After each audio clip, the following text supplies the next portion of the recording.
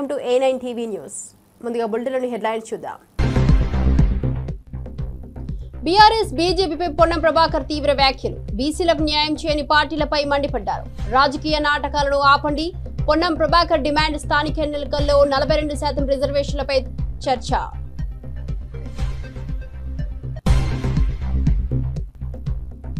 ఆంధ్రప్రదేశ్ గంజాయి హబ్ నుంచి విముక్తి చర్చానీయాంశం. చంద్రబాబుతో ఈగల్ ప్రణాళిక సంచలన మార్పులు. గంజాయి నియంత్రణలో కూటమి ప్రభుత్వ విజయం. గంజాయి సమస్యపై ఆంధ్రప్రదేశ్ కొత్త దారి.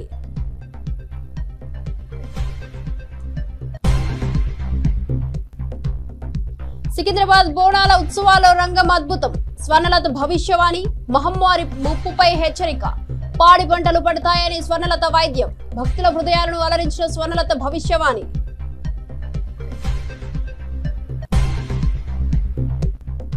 తెలంగాణ మహిళా నాయకుల ఆందోళన. జాగృతి కార్యాలయం ఎదుట ఉద్రిక్తత. తీన్మార్ మల్లన్నపై చర్యలు. మహిళా నాయకుల డిమాండ్. సంచలనంగా మహిళా కమిషన్ పనితీరుపై అసంతృప్తి. చైర్పర్సన్ అందుబాటులో లేదు. మహిళా కమిషన్ ఎదుట ఉద్రిక్తత వాతావరణం. రాజకీయ చర్చానీయాంశం.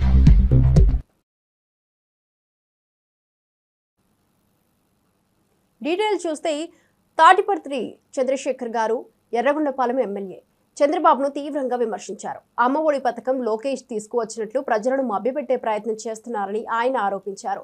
ఈ పథకం ఎవరు తీసుకువచ్చారో ప్రపంచానికి తెలుసని, చంద్రబాబు మాయావిల్లు మాటలతో ప్రజలను మరింత కన్ఫ్యూజ్ చేయాలని యత్నిస్తున్నారని చెప్పారు.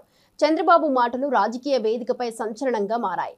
ప్రజలు ఈ మాటలను పట్టించుకోవద్దని, వాస్తవాలను గుర్తించాలన్నారు. 5 సంవత్సరాల పథకాన్ని అందుకున్నటువంటి ప్రజలకి జగన్మోహన్ రెడ్డి గారి అద్భుత సృష్టి ఆ పథకం అనేటటువంటి సంగతి తెలీదా? ఆ నిజాన్ని కూడా మర్చిపోయి చంద్రబాబు నాయుడు గారు అబద్ధాలు ఎందుకు చెప్తున్నారు? ప్రతిసారి ప్రజల్ని మోసం చేశాం, ప్రతిసారి ప్రజలకి నమ్మబలికాం, వారు నమ్మి గెలిపిస్తూ ఉన్నారనేటటువంటి ప్రజలపై చిన్న చూపే తన అబద్ధాల కొనసాగింపుకి ఒక కారణమవుతుందా? నిజంగా ఒకసారి అనేక అబద్ధాలని వారు ఏ విధంగా ఏ మాత్రం బాధ్యత లేకుండా చెప్పారో ఒకసారి చూద్దాం. నేదురుమల్లి జనార్దన్ రెడ్డి గారి అధికారంలో ఉన్నప్పుడు కాంగ్రెస్ పార్టీ ద్వారా ఆ రోజు ఐటీని భారతదేశానికి పరిచయం చేసినటువంటి రాజీవ్ గాంధీ స్ఫూర్తితో మొదలైనటువంటి హైటెక్ సిటీ నాదే అని చెప్పుకుంటాడు. ఐటీకి పితామహుణ్ణి నేనే అంటాడు. Outer ring road YS Rajasekhara Reddy గారు తీసుకొచ్చేసి ఒక నగరానికి, హైదరాబాద్కి మణిహారంగా తయారు చేసినటువంటి ఔటర్ రింగ్ రోడ్డు నా సృష్టి అంటాడు. రాజీవ్ గాంధీ ఇంటర్నేషనల్ ఎయిర్పోర్ట్ గా ఈ రోజు ఉందా, అది వైఎస్ఆర్ గారి సృష్టి. అనేక సంవత్సరాలుగా దగా పడ్డటువంటి పోలవరానికి పునాదులు వేసి, పర్మిషన్లు తెచ్చి, పర్యావరణ అనుమతులు తీసుకొచ్చేసి పోలవరం మొదలుపెట్టి దాన్ని చాలా వరకు పనులు కంప్లీట్ చేసిన పోలవరం నాదే అంటాడు. పక్క రాష్ట్రంలో ఉన్న తమిళనాడులోని అమ్మా క్యాంటీన్ ని కాపీ కొట్టి అన్నా క్యాంటీన్ అని ఇక్కడ పేరు పెట్టేసి ఈ రోజు దానిలో పెద్ద పెద్ద పోస్టర్లు వేసుకొని ఆ అన్నా క్యాంటీన్ పక్కన ఉన్నటువంటి జయలలిత గారు ఆ రాష్ట్రంలో తమిళనాడులో ఏర్పాటు చేసినటువంటి అన్నా క్యాంటీన్, డ్వాక్రా సంఘాల యొక్క సృష్టి నాదే అంట. వనజీవి రామయ్య గారు పేరు చెప్తే టక్కున మనకు గుర్తు వచ్చేది, చెట్లని అతను అమితంగా ప్రేమించి చెట్ల యొక్క రూపాలని తన తలకు తగిలించుకొని తను చనిపోయే వరకు చెట్ల కోసం, వనం కోసం పోరాడినటువంటి వ్యక్తికి నేనే స్ఫూర్తి, నా సలహాతోటే తను ఆ విధంగా ముందుకు కొనసాగాడంట. సత్యానాథండ్ల కంప్యూటర్ శిక్షణ నేర్చుకోమని చెప్పింది నేనే, సింధుకి బ్యాడ్మింటన్ నేర్చుకోమని చెప్పింది నేనే, విజయవాడలో ఉష్ణోగ్రతలు తగ్గించడానికి ప్రయత్నం చేసింది నేనే, కంప్యూటర్ కనిపెట్టింది నేనే, సంక్రాంతికి ఊళ్ళకి వెళ్ళేటటువంటి సంస్కృతిని మనకు తీసుకొచ్చింది నేనే, బ్రిటిష్ వారిని తెలుగుదేశం పార్టీ ఎదిరించింది అని ఒకటా రెండా రాయలసీమలో ఫ్యాక్షన్ తీసేసింది నేనే అంటాడు. గండికోట ప్రాజెక్టుకి నేనే ఆద్యుణ్ణి అంటాడు. గాంధీజీ, అంబేద్కర్ లాగా సామాన్య కుటుంబాల్లో పుట్టాను అని వారితో పోల్చుకుంటాడు. ఈరోజు బాగా సక్సెస్ అయినటువంటి ర్యాపిడో ఆ ఫౌండర్కి స్ఫూర్తి కూడా నేనే అని చెప్పుకుంటాడు. కరోనా వచ్చినప్పుడు వ్యాక్సిన్, ప్రపంచవ్యాప్తంగా వ్యాక్సిన్ కనిపెడితే ఆ వ్యాక్సిన్ కనిపెట్టడానికి కారణం నేనే అంటాడు. హైదరాబాద్ని ప్రపంచ పటంలో పెట్టింది నేనే అంటాడు. సాయంత్రం పూట పాలు పితకడం అనే సంస్కృతిని తీసుకొచ్చింది నేనే అంటాడు. ఇలా ఏమని చెప్పుకుంటున్నా? మతి భ్రమించా, లేకపోతే ప్రజల్ని మోసం చేయటం అలవాటుగా మారా, లేదా మోసపోతున్నటువంటి ప్రజలంటే చులకన భావంతో? ఇది నిజంగా ఒకసారి ప్రతి ఒక్కరు ఆలోచించండి. బాబు గారి బడాయి మాటల్లో నిజమెంత అంటే ఏ మాత్రం ఒక్కటంటే ఒక పథకం కానీ ఒక్కటంటే ఒక అభివృద్ధి కార్యక్రమం కానీ బాబు గారి పేరు చెప్తే ఈ 40 సంవత్సరాల రాజకీయంలో మనకి కనపడకపోగా ఎమ్మెల్సీ కవిత తీన్మార్ మల్లన్నపై హత్యాయత్నం కేసు నమోదు చేసి అరెస్టు చేయాలని డిమాండ్ చేశారు. మల్లన్న ఇష్టం వచ్చినట్లు మాట్లాడినా పోలీసులు స్పందించకపోవడం దారుణమని విమర్శించారు. ఫిర్యాదు చేయడానికి డీజీపీ లేరని, తమకు ఎలాంటి హాని జరిగితే ఎవరు బాధ్యత వహించారని చెప్పారు. ఇక దాడి ఘటనపై సమగ్ర విచారణ జరపాలని, నిర్లక్ష్యంతో ఉన్న యంత్రాంగానికి ఇది గుణపాఠంలా నిలవాలని కవిత స్పష్టం చేశారు. ఈ విషయంలో కవిత కఠిన చర్యలు తీసుకోవాలని కోరారు. దురదృష్టం ఏంటంటే డీజీపీ గారు మరి వాళ్ళ ఆదివారం కాబట్టి తను రాలేనని చెప్పడం, రాష్ట్రంలో ఒక మహిళా ఎమ్మెల్సీ పైన ఇంకొక బాధ్యత గల పదవిలో కలిగినటువంటి తీన్మార్ మల్లన్న లాంటి ఎమ్మెల్సీ గారు కమెంట్ చేస్తే కూడా, ఇష్టం వచ్చినట్టు మాట్లాడితే కూడా పోలీస్ యంత్రాంగం స్పందించకపోవడం దారుణం. మరి మా జాగృతి కార్యకర్తలు ఎవరైతే ఆవేదనతోని దుఃఖంతోని ప్రజాస్వామ్యయుతంగా ప్రశ్నించడానికి వెళ్ళినరో వారి మీద ఫైర్ చేపించడం అన్నది చాలా దారుణం. నిజంగా ఏమన్నా మా కార్యకర్తలకు అయి ఉంటే ఎవరు బాధ్యులు, మల్లన్న గారా ప్రభుత్వమా, ఎవరు బాధ్యులు అన్నది తక్షణమే ఆన్సర్ చెప్పాలి. ఖచ్చితంగా అక్కడ జరిగినటువంటి సంఘటన మీద ఎంక్వైరీ చేపియాలి. గన్మెన్లను మిస్యూజ్ చేసుకునేటటువంటి, గన్మెన్లను తప్పుదోవ పట్టించేటటువంటి ప్రజాప్రతినిధి అయినటువంటి మల్లన్న గారి గన్మెన్లను తక్షణమే తీసివేయాలని చెప్పి నేను పోలీస్ శాఖ వారిని డిమాండ్ చేయడం జరిగింది. మల్లన్న గారు చేసినటువంటి ఈ యొక్క పనిని ఆయన ఆదేశంతోనే గన్మెన్లు ఫైర్ ఓపెన్ చేశారని నేను నమ్ముతా ఉన్నా కాబట్టి వెంటనే వారి మీద అటెంప్ట్ మర్డర్ కేసు కూడా రిజిస్టర్ చేయాలని పోలీస్ శాఖ వారిని నేను రిక్వెస్ట్ చేయడం జరిగింది. మరి ఇవాళ ఇంత పెద్ద సంఘటన రాష్ట్రంలో జరిగితే కూడా డీజీపీ గారు సెలవు దినంగా ఉండి ఇంట్లో ఉండి రాలేదంటే ఖచ్చితంగా దీని వెనుక ముఖ్యమంత్రి గారు ఉన్నారని మేము నమ్మాల్సి వస్తుంది. అందుకే మళ్ళొకసారి మేము మా తెలంగాణ జాగృతి తరఫున, తెలంగాణ ఆడబిడ్డలందరి తరఫున మేము ప్రభుత్వాన్ని డిమాండ్ చేస్తూ ఉన్నాము. మీరు తీన్మార్ మల్లన్న గారిని వెంటనే అరెస్ట్ చేయండి.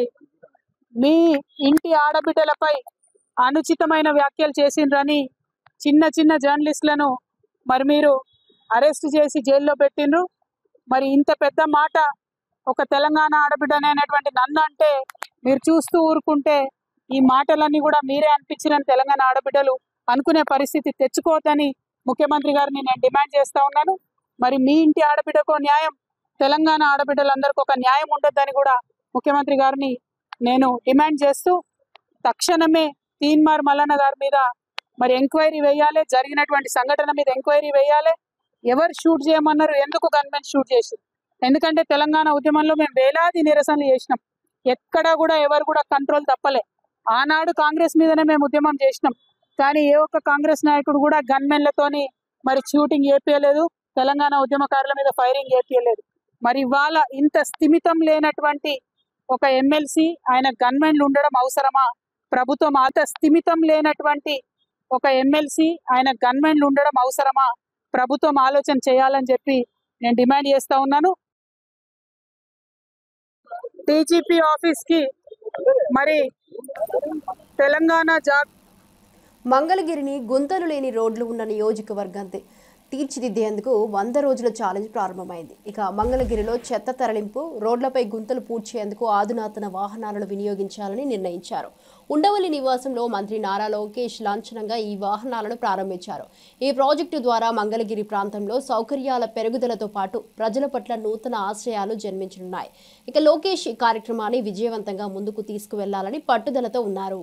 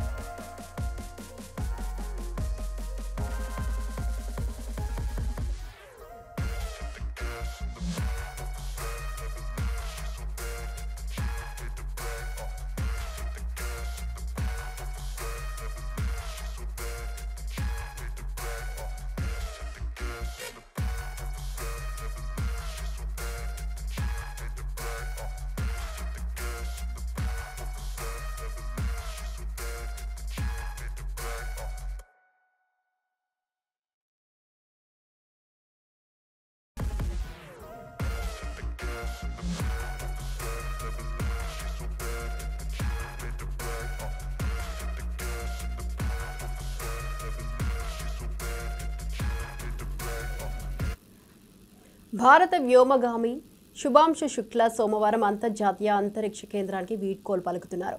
18 రోజుల యాత్రను ముగించుకొని భూమికి తిరిగి రావడానికి సిద్ధమవుతున్నారు.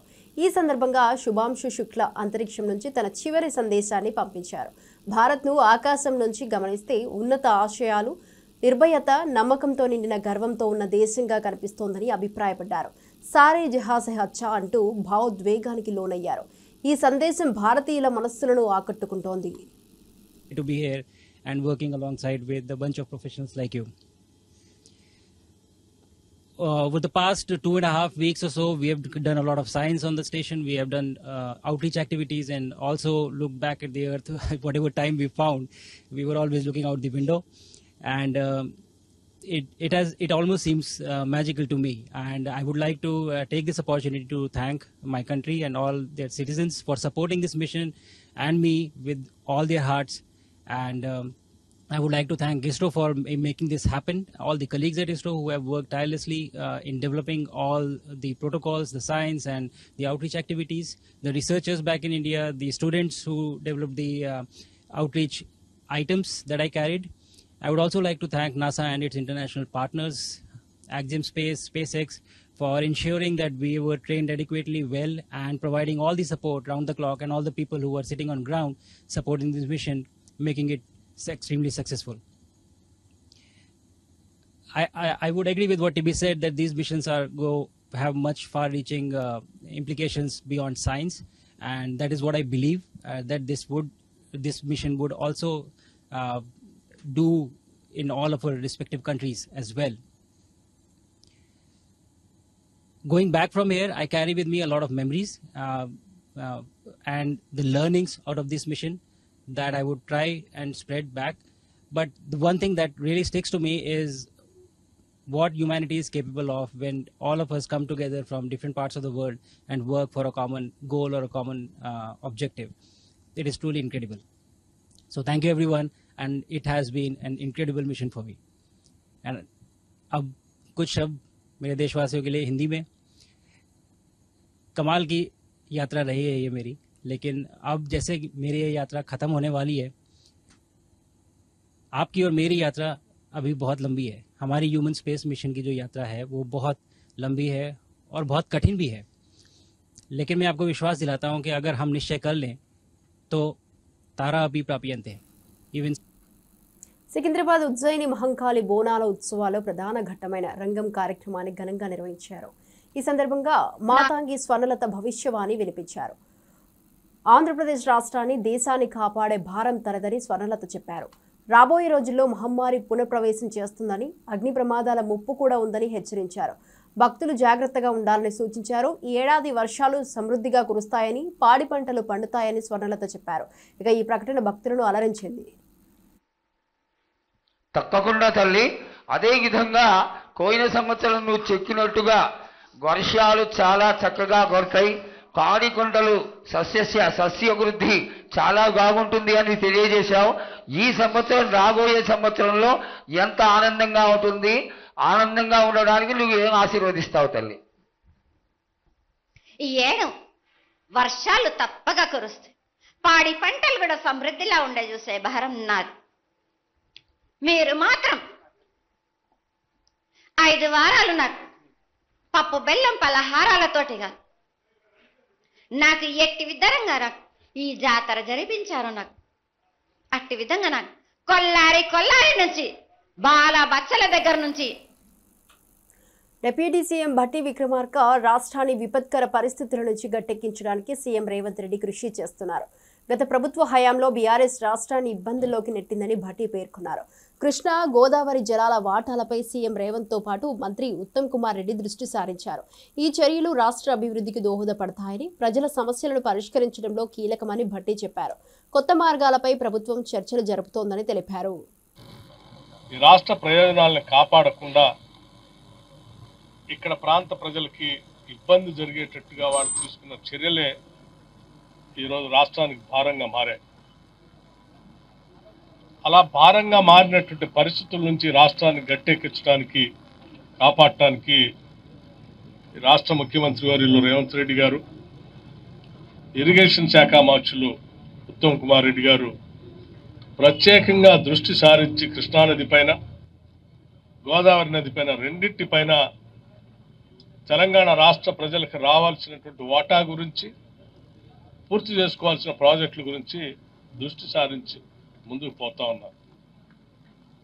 వారు చేసినటువంటి టీఆర్ఎస్ వారు చేసినటువంటి తప్పిదాలని బహుశా మీ అందరికి కూడా తెలుసు. ఆ రోజు శ్రీశైలం డ్యామ్ పైన ఉన్నటువంటి జూరాల శ్రీశైలంకి మధ్యలో రాయలసీమ లిఫ్ట్ ఇరిగేషన్ కట్టడం వల్ల ముఖ్యంగా నాగార్జున సార్ లెఫ్ట్ కెనాల్లో ఉన్నటువంటి 2వ జోన్లో ఉన్న ఖమ్మం జిల్లా ప్రజలకు ఇబ్బందిగా ఉంటుందని, అట్లాగే మొదటి జోన్లో ఉన్నటువంటి నల్గొండ జిల్లా వాళ్ళకు కూడా కొంత ఇబ్బందిగా ఉంటుందని పదే పదే వాస్తవ పరిస్థితుల్ని ఆనాటి కాంగ్రెస్ పార్టీ పెద్ద ఎత్తున ప్రజల సమక్షంలో మీడియా సంస్థల నాయకత్వంలో వారి మధ్యలో కూడా ప్రజెంటేషన్స్ ఇవ్వటం కూడా జరిగింది. మరి నాగార్జున సాగర్ లెఫ్ట్ కెనాల్కి వచ్చేటువంటి ఈ మేజర్ కెనాల్లో రోజుకి నియరింగ్ అబౌట్ 1 TMC నీళ్లు. హోంమంత్రి వంగలపూడి అనిత గతంలో ఆంధ్రప్రదేశ్ గంజాయి హబ్గా ఉండేది. ఇతర రాష్ట్రాల్లో గంజాయి దొరికితే దాని మూలాలు ఏపీలో ఉన్నాయని చెప్పేవారని గుర్తు చేశారు. అయితే గతేడాది కాలంగా కూటమి ప్రభుత్వం చేసిన కృషి కారణంగా గంజాయి నియంత్రణ సాధ్యమైందని తెలిపారు. ఈగల్ అనే పేరుతో ఈ మార్పు కోసం సీఎం చంద్రబాబు స్వయంగా ప్రతిపాదన చేసినట్లు అనిత తెలిపారు.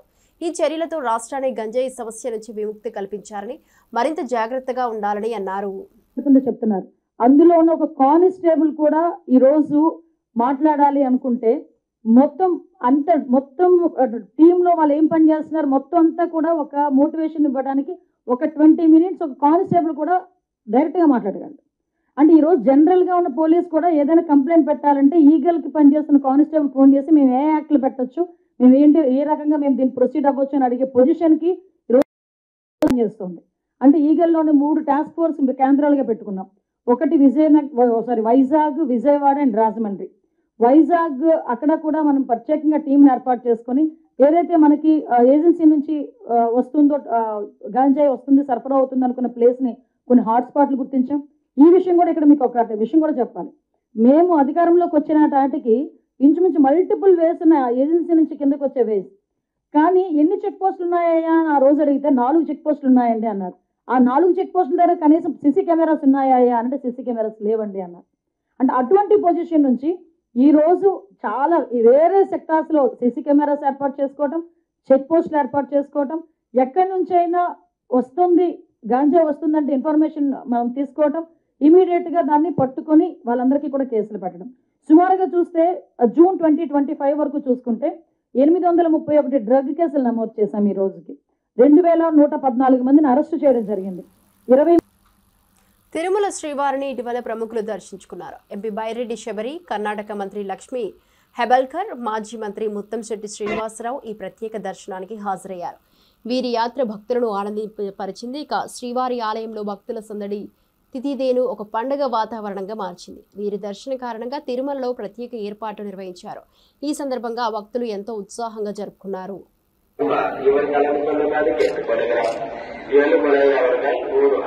శ్రీవారి ఆలయం ఎదురుగా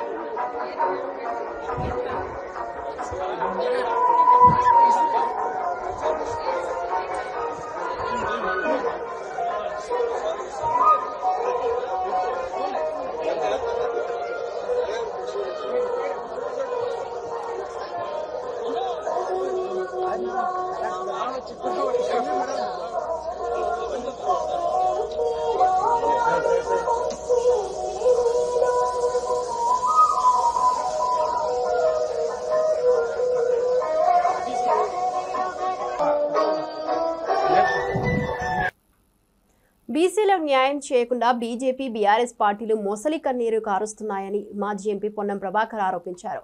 ఆ 2 పార్టీలు జనతాను తప్పుదోవ పట్టిస్తున్నారని మండిపడ్డారు. తెలంగాణలో స్థానిక సంస్థల ఎన్నికల్లో 42% రిజర్వేషన్లతో ముందుకు వెళ్తున్నట్టు తెలిపారు. బీసీల సమస్యలను పరిష్కరించకుండా ఈ 2 పార్టీల మధ్య యథాలాపంగా కొనసాగుతున్న రాజకీయ నాటకాన్ని ఆపాలని, ప్రజల కోసం నిజాయితీగా పనిచేయాలని కోరారు. మంత్రి పొన్నం ప్రభాకర్ చేసిన ఈ వ్యాఖ్యలు రాజకీయ వర్గాల్లో చర్చనీయాంశంగా మారాయి. మీరు బీజేపీ టీఆర్ఎస్ పార్టీలు రెండు ఒకటే, ఢిల్లీలో చూస్తే గలీలో కూర్చొని ఇద్దరు వాయిస్ ఒకటే. చూడండి ఏం మాట్లాడినా వాళ్ళు ఇద్దరు కలిసి దొంగ దొంగ అన్నట్టుగా ఇద్దరు కూడా కలిసి కాంగ్రెస్ పార్టీని సిద్ధాంతపరంగా వ్యతిరేకించడానికి బీసీలకు చేస్తున్న న్యాయాన్ని అనుమానాస్పదంగా ఒక చిత్రీకరించే ప్రయత్నంలో మీరే న్యాయపరమైన చిక్కులు తెచ్చే విధంగా పార్టీనే ఆనాడు మండలంలో కమండలు ఎట్లా అన్నారో ఇప్పుడు లీగల్ ఇష్యూస్ తెచ్చే ప్రయత్నం చేస్తున్నా. అట్లా మీరు తేనట్టయితే బరాబర్ తెలంగాణ 42% రిజర్వేషన్తో ముందుకు పోతుంది. ఈ తెలంగాణలో స్థానిక సంస్థలలో 42% ప్రజాప్రతినిధులు పెరుగుతారు. మీకు ఇష్టం లేకపోతే ఇటువంటి మాటలు బయటకు వస్తూ ఉన్నాయి. ఇష్టం ఉంటే ఎస్ స్థానిక సంస్థల 42% బీసీ రిజర్వేషన్లు స్వాగతిస్తారు. కడుపులో కత్తులు పెట్టుకొని అలుముకున్నట్టుగా బీసీల గురించి ముసలి కన్నీరు గారుతున్నట్టుగా. అసలు నాకైతే అనుభవజ్ఞుడు లక్ష్మణ్ గారు మాట్లాడుతుంటే ఆయన ఆర్డినెన్స్ గురించి మాట్లాడతాడు, లేదా రాష్ట్రపతి గారి దగ్గర గురించి మాట్లాడతారు, లేదా ఎట్లా చెల్తుంది అంటాడు. అరే పెద్దోడివి, వయసులో పెద్దోడివి, అనుభవంలో పెద్దోడివి, పార్టీ అధ్యక్షుడు చేసినావు, రేపే మాపో జాతీయ అధ్యక్షుడు పేరు వస్తుంది. వీటన్నిటికీ మూలం భారతీయ జనతా పార్టీలో బీసీ నాయకులకు ప్రాధాన్యత ఇవ్వాలి కాబట్టి నీకు అర్హతలు వస్తున్నాయి. అది మర్చిపోయి ఇలా బీసీలకు అన్యాయం జరగటానికి పార్టీ పరంగా నీకు ఒకవేళ పెద్దలు నువ్వు తెలంగాణలో కాంగ్రెస్ పార్టీ తెస్తున్నదాన్ని వ్యతిరేకించు. తెలంగాణ మహిళా కమిషన్ కార్యాలయం ఎదుట తెలంగాణ జాగృతి మహిళా నాయకులు ఆందోళనకు దిగారు. తమ ఫిర్యాదులను తీసుకునేందుకు చైర్పర్సన్ అందుబాటులో లేకపోవడంతో నిరసన వ్యక్తం చేశారు. ముఖ్యంగా తీన్మార్ మల్లనపై చర్యలు తీసుకోవాలని మహిళా నాయకులు డిమాండ్ చేస్తున్నారు. కమిషన్ పనితీరుపై అసంతృప్తి వ్యక్తం చేస్తూ వెంటనే స్పందించి తమ సమస్యలను పరిష్కరించాలని కోరారు. ఈ ఘటనతో మహిళా కమిషన్ ఎదుట ఉద్రిక్త వాతావరణం నెలకొంది. నాయకుల నిరసన రాజకీయ వర్గాల్లో చర్చనీయాంశంగా మారింది.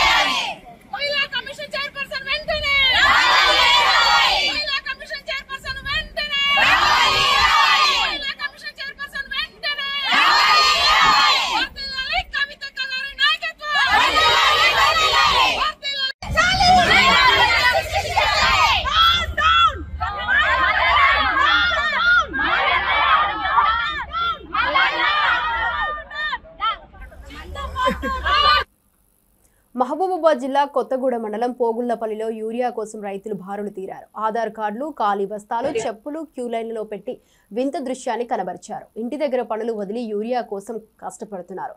ఇది ఆందోళనకర పరిస్థితిగా మారింది. రైతులు తమ వ్యవసాయ అవసరాల కోసం ప్రయత్నిస్తున్న ప్రభుత్వ చర్యలు ఆలస్యం కావడంతో ఇబ్బంది పడుతున్నారు. అన్ని ఆగమాగమైపోతానే. ఇట్లా ఎన్ని రోజులు ఇబ్బంది పడాలి, మేము ఎన్ని రోజులు తిరగాలి ఇట్లా. తిరుమల గండి గ్రామ పంచాయతీ ఇక్కడ ఏంటి అంటే పిండి కట్టాల కోసం పొద్దుననగా చీకటితో వచ్చి ఇక్కడ లైన్ లో నిలబడి ఎండలో కనీసం నీడ అనేది లేకుండా ఎండలో నిలబడి అన్నం లేకుండా కూర్చొని పొద్దుననగా వచ్చారు. కనీసం వాటర్ తాగడానికి కూడా మంచినీళ్ళు లేవు. ఇక్కడ పిండి కట్టాలు తీసుకోవడానికి ఎంతో దూరం నుండి వచ్చినా కనీసం అంత దూరం నుండి వేసుకుపోవడానికి కూడా ఛార్జీలు కావాలి. 5 ఇస్తున్నారు, కనీసం 2, 3, 5 ఎక్కువ పెంచడం లేదు. ఎక్కువ పెంచితే చాలా బాగుంటది. రైతులు చాలా ఇబ్బంది పడుతున్నారు. అట్లాగే ఇంటి దగ్గర పనులను వదులుకొని ఈ లైన్ లో నిలబడమే సరిపోతుంది. ఇంటికాడ పనులు కూడా చేసుకోవట్లేదు. ఇట్లా ఎన్ని రోజులు అని తిరగాలి. ఎక్కువ ఈ లైన్ కూడా ఎంత పెద్దగా ఉందో. ఈ లైన్ అంతా ఎప్పుడు అయిపోవాలి, ఎప్పుడు ఇంటికి వెళ్ళాలి, పనులు ఎప్పుడు చేసుకోవాలి. ఎప్పుడో చీకటితో వచ్చిన జనాలు చాలా ఇబ్బంది పడుతున్నారు రైతులందరూ.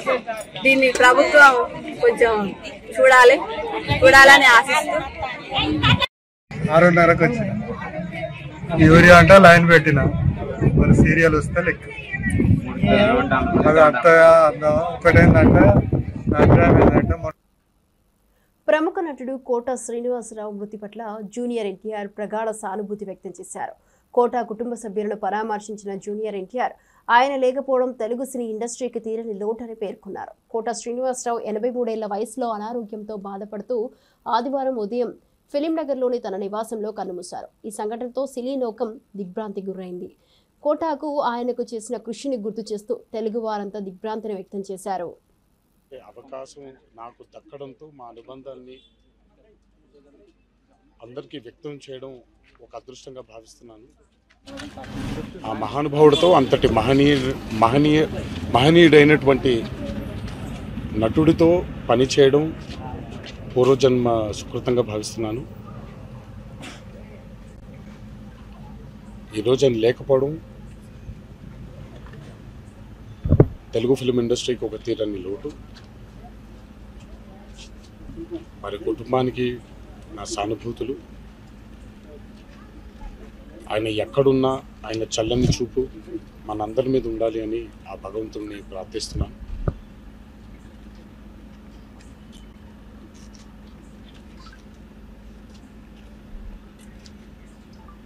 యాక్టింగ్ ఇండస్ట్రీకి, నటనకి ఒక నిలువెత్తు రూపం కోటా శ్రీనివాసరావు గారు. ఒకళ్ళే కోటా శ్రీనివాసరావు గారు. ఇంకో కోటా శ్రీనివాసరావు గారు మళ్ళీ పుట్టరు, మళ్ళీ రారు. అందుకే నేను అందరికీ విజ్ఞప్తి చేసేది ఏంటంటే, ఈరోజు మనకి ఉన్న మాధ్యమాల్లో ఆయన మనకి మిగిల్చి వెళ్ళిపోయినటువంటి ఎన్నో అద్భుతమైనటువంటి పాత్రలు, చిత్రాలు. ఎమ్మెల్సీ వరదు కళ్యాణి తాజా వ్యాఖ్యలు రాజకీయ వర్గాల్లో చర్చనీయాంశంగా మారాయి. 3 మాటల్లో కూటమి పాలనను అప్పులు, అవినీతి, అరాచకముగా అభివర్ణించిన కళ్యాణి గతేడాది పాలన తర్వాత ప్రజల్లో వైఎస్ జగన్పై నమ్మకం పెరిగిందని అన్నారు. చంద్రబాబు నాయుడుపై ప్రజలు మోసపోయారని, వారి విశ్వాసం తగ్గిందని స్పష్టం చేశారు. ఈ వ్యాఖ్యలు రాజకీయ వర్గాల్లో సంచలనంగా మారాయి. జగన్ ప్రభుత్వంపై ప్రజల నమ్మకం ఎలా పెరిగిందో చెప్పుకుంటున్నారు. చంద్రబాబు నాయకత్వం మీద విమర్శలు కొత్త చర్చలకు దారితీస్తున్నాయి. అధికారంలోకి వచ్చి ఏడాది గడిచింది. ఏడాది కాలంలో ప్రజలందరికీ అర్థమైంది జగన్ అంటే నమ్మకం, చంద్రబాబు నాయుడు గారు అంటే మోసం అనేసి. అంత దారుణమైన పాలన చంద్రబాబు నాయుడు గారు పరిపాలిస్తూ ఉన్నారు. ఎన్నికల టైంలో ఇంటింటికి బాండ్స్ ఇచ్చారు. మేము జూన్ 4వ తేదీన ఎన్నికల్లో గెలుస్తాము, ఆ నెల నుంచే ఈ మేనిఫెస్టోలో ఇచ్చిన హామీలన్నీ కూడా అమలు చేసేస్తాము అని చెప్పి చూస్తే 13 నెలలైనా ఒక్క హామీ కూడా సరిగ్గా అమలు చేయని పరిస్థితి మనందరం చూసాం. అందుకే ఈ ఏడాది పాలనని ప్రజలు అంటూ ఉన్నారు. ఒక్క మాటలో చెప్పాలంటే వంచన అంటూ ఉన్నారు. 2 మాటల్లో చెప్పాలంటే విధ్వంసం, విశ్వాసఘాతకం అంటూ ఉన్నారు. ఈ ఏడాది కూటమి పాలనని 3 మాటల్లో చెప్పాలంటే అప్పులు, అరాచకం, అవినీతి అంటూ ఉన్నారు. ఈ కూటమి తెలుగుదేశం పార్టీ నాయకులు మహిళలపై వ్యవహరించే తీరు గురించి ఉప్పాల హారిక కృష్ణా జిల్లా జెడ్పీ చైర్పర్సన్ తీవ్ర ఆగ్రహం వ్యక్తం చేశారు. మంత్రి కొల్లు రవీంద్ర తనను మహానటి అంటూ వ్యాఖ్యలతో నన్ను దూషించారు అని ఆమె అన్నారు. అసభ్యంగా దూషిస్తూ దాడి చేసిన వారిని శిక్షించాల్సింది పోయి ఆమెపై విమర్శలు చేయడం పట్ల ఆయన ఆవేదన వ్యక్తం చేశారు. ఇక కొల్లు రవీంద్ర కంటే అసహ్యమైన వ్యక్తి లేరని, టీడీపీ నాయకులు తమ తీరును మార్చుకోవాలని, లేకపోతే వారి మూల్యం చెల్లించుకోక తప్పదని హెచ్చరించారు. ఇంతవరకు ఒక్కరైనా సరే ఆడపిల్ల తన మీద ఎందుకు ఇలా గుండాయిజం చేయడం, ఆడపిల్ల మీద మనం ఇలా చేయొచ్చా అని, ఒకవేళ చేసుంటే వారిపైన ఏదైనా చర్య తీసుకుంటామని చెప్పిన దాఖలాలు లేకపోగా ఇందాక ప్రెస్ మీట్లో చెప్తున్నారు రవీంద్ర గారు. మనుషులేనా మీరు? అన్నం తింటున్నారా? ఆమె మహామనిషి, మహానటి. నాకు 4 సంవత్సరాల నుంచి నేను కష్టపడి ఈ జిల్లా పరిషత్ చైర్మన్గా ఎక్కడ కూడా ఎవరిని నా లిమిట్స్లోనే నేను మాట్లాడాను తప్ప లిమిట్స్ క్రాస్ అయ్యి చేసింది ఏదీ లేదు, విమర్శించింది లేదు, వ్యక్తిగతంగా మాట్లాడింది లేదు. కానీ ఈరోజు ఆయన నాకు ఇచ్చిన బిరుదు మహానటి. మహానటి కూడా సరిపోదంట నా ముందు. అంటే వినడానికి అలివి కానీ జుగుప్సాకరమైన మాటలు నా చెవులతో నేను విన్నాను. రావే బయటికి అని అంత అసహ్యంగా మాట్లాడుతూ, అంత చండాలంగా మాట్లాడిన అన్ని శిక్షించాల్సింది పోయి ఈరోజు వారిని సపోర్ట్ చేస్తూ నన్ను మహానటి అని బిరుదునిచ్చారు.